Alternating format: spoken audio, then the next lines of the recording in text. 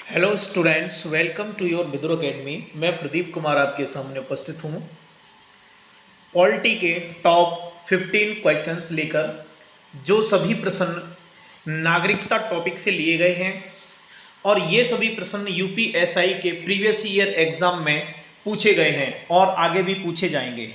तो चलिए शुरुआत करेंगे आज का सेशन इस प्रश्न के साथ। आज का पहला प्रश्न है, भारतीय संविधान के किस भाग में वह अनुच्छेद बताइए जिसमें नागरिकता संबंधी प्रावधानों का उल्लेख मिलता है। तो भाग भी बताना है और अनुच्छेद भी बताना है। कौन सा है बताइए। तो इस प्रश्न का सही जवाब है ऑप्शन बी, भाग 2 और अनुच्छेद 5 से लेकर 11 तक। भाग 2 में और अनुच्छेद 5 से लेकर 11 तक नागरिकता संबंधी प्रावधानों का उल्लेख मिलता है। नेक्स्ट क्वेश्चन इज, निम्नलिखित कथनों पर विचार कीजिए। संसद को नागरिकता से संबंधित कानून बनाने का अधिकार प्राप्त है। दूसरा, एकल नागरिकता का प्रावधान ब्रिटेन से लिया गया है। तो इसका सही जवाब है ऑप्शन सी, पहले और दूसरे, ये दोनों सही हैं। संसद को नागरिकता से संबंधित कानून बनाने का अधिकार भी प्राप्त है और एकल नागरिकता का प्रावधान ब्रिटेन से भी लिया गया है। बिल्कुल सही जवाब। अगला प्रश्न, नागरिकता का क्या अर्थ है? नागरिकों के पूर्ण सिविल एवं राजनीतिक अधिकार, या लोकसभा और हर राज्य की विधानसभा के निर्वाचन के लिए मताधिकार, या सांसद और विधानसभाओं का सदस्य बनने का अधिकार। उपयुक्त में से बताइए कौन से कथन सत्य हैं। तो इस प्रश्न का सही जवाब है ऑप्शन डी, ये तीनों बिल्कुल सही हैं। नागरिकता के लिए नागरिकों के पूर्ण सिविल एवं राजनीतिक अधिकार हैं। नागरिकता का अर्थ है लोकसभा और हर राज्य की विधानसभा के निर्वाचन के लिए मताधिकार है। सांसद और विधानसभाओं का सदस्य बनने का अधिकार है। Let's move on to next question. निम्नलिखित कथनों पर विचार कीजिए। पहला, भारतीय संविधान में नागरिकता के अर्जन व परित्याग संबंधी स्थायी उपबंध नहीं है। दूसरा, संविधान का भाग 2 केवल उन व्यक्तियों की पहचान करता है जो 26 जनवरी 1950 से भारत के नागरिक बने हों। तो इस प्रश्न का सही जवाब है ऑप्शन सी, दोनों सही जवाब हैं। भारत संविधान में नागरिकता के अर्जन व परित्याग संबंधी स्थायी उपबंध नहीं है। दूसरा, संविधान का भाग दूसरा केवल उन व्यक्तियों की पहचान करता है जो 26 जनवरी 1950 से भारत के नागरिक बने हों। अगला प्रश्न, भारतीय संविधान के किन अनुच्छेदों में नागरिकता संबंधी प्रावधान किए गए हैं? तो इस प्रश्न का क्या है सही जवाब बताइए आप। तो सही जवाब है ऑप्शन बी, अनुच्छेद 5 से लेकर 11 तक नागरिकता संबंधी प्रावधान किए गए हैं। नेक्स्ट क्वेश्चन, किस अनुच्छेद के तहत संसद को नागरिकता के संबंध में कानून बनाने का अधिकार प्रदान किया गया है? तो सही जवाब है ऑप्शन डी, अनुच्छेद 11 के तहत संसद को नागरिकता के संबंध में कानून बनाने का अधिकार है। अगला प्रश्न, देशीयकरण द्वारा नागरिकता प्राप्त का एक तरीका क्या है? इनमें से कौन सा एक ऐसा तरीका है जिससे जो कि देशीयकरण द्वारा नागरिकता को प्राप्त किया जा सकता है? तो इसका सही जवाब क्या है बताइए आप। सही जवाब है विदेशी पुरुष से विवाह कर लो। तो विदेशी पुरुष से विवाह करने के बाद नागरिकता प्राप्त की जा सकती है। अगला प्रश्न, पाकिस्तान से आकर भारत में नागरिकता प्राप्त करने संबंधी प्रावधान का वर्णन निम्नलिखित में से किस अनुच्छेद में वर्णित है? इसका सही जवाब है आर्टिकल 6 में। अनुच्छेद 6 में यह वर्णित है कि पाकिस्तान से आकर भारत में नागरिकता प्राप्त की जा सकती है। नेक्स्ट, अगला प्रश्न, भारत की नागरिकता प्राप्त की जा सकती है जन्म से या वंशानुक्रम से, देशीयकरण से या सभी? तो सही जवाब है उपरोक्त सभी। इन सभी तरीकों से भारत की नागरिकता प्राप्त की जा सकती है।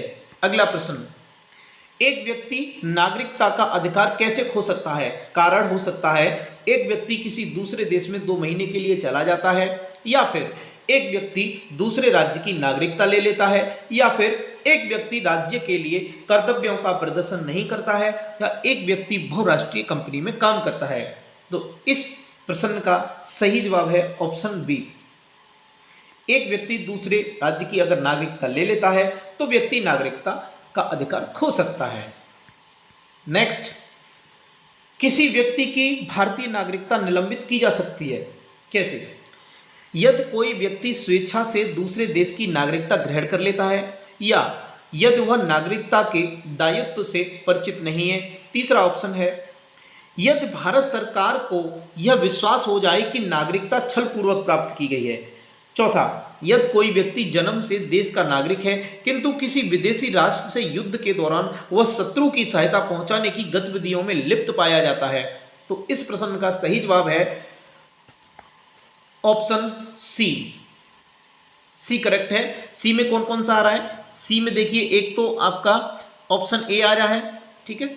ऑप्शन ए पहला मतलब ऑप्शन ए, यदि कोई व्यक्ति स्वेच्छा से दूसरे देश की नागरिकता ग्रहण कर लेता है तो इस केस में भारतीय नागरिकता निलंबित की जा सकती है। और तीसरा का मतलब सी, यदि भारत सरकार को यह विश्वास हो जाए कि नागरिकता छलपूर्वक प्राप्त की गई है, ऐसे केस में उसकी भारतीय नागरिकता निलंबित हो सकती है। और चौथा केस है यदि कोई व्यक्ति जन्म से देश का नागरिक है किंतु किसी विदेशी राष्ट्र से युद्ध के दौरान वह शत्रु की सहायता पहुंचाने की गतिविधियों में लिप्त पाया जाता है। बढ़ते हैं अगले प्रश्न की ओर। भारतीय नागरिकता नहीं प्राप्त की जा सकती जन्म से, देशीयकरण द्वारा, किसी भूभाग के सम्मेलन द्वारा, या भारतीय बैंक में धन जमा करके।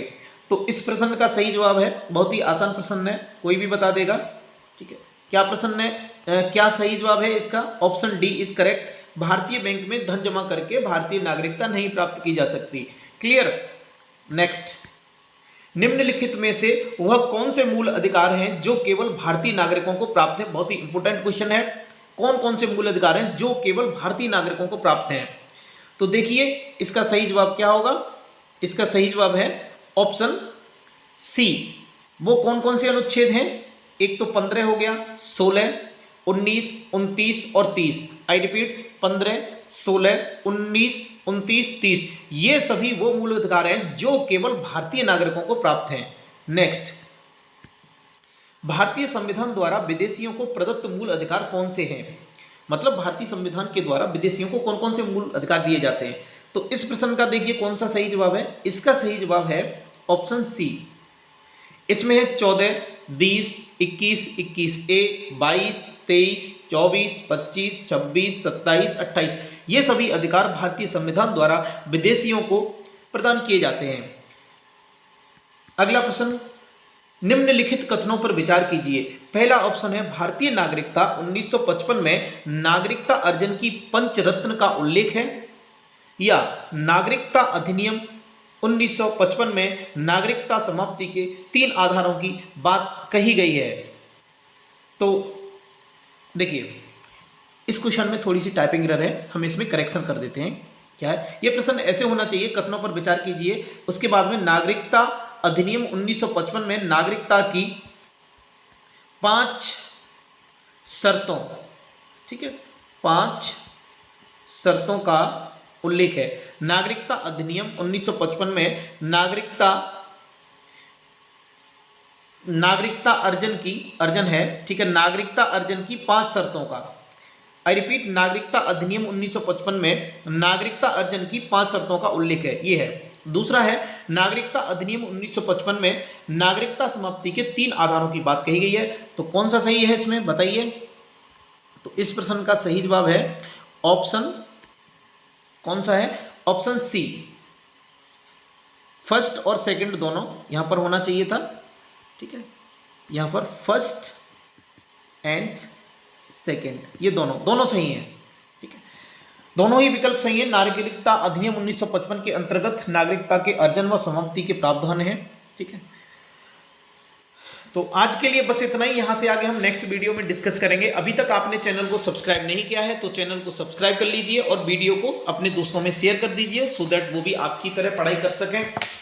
और हमारे चैनल के साथ जुड़े रहिए, आप हर रोज वीडियो देखिए, और लाइक जरूर कीजिए वीडियो को, इससे हमें मोटिवेशन मिलता है और ज़्यादा वीडियोस बनाने का। और अगर कोई डाउट बनता है तो कमेंट बॉक्स में टाइप करके जरूर बताइए। थैंक्स फॉर वॉचिंग, मिलते हैं अगली वीडियो में।